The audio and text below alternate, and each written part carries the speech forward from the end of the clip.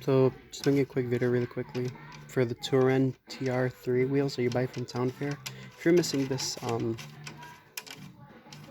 screw, for the center hubcaps or any Touren wheel, or for the TR3s specifically, it's going to be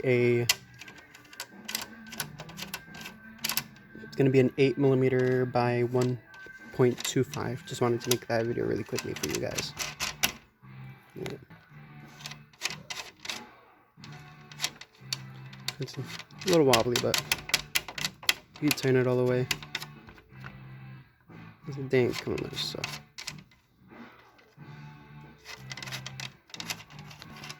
Have a good day, guys.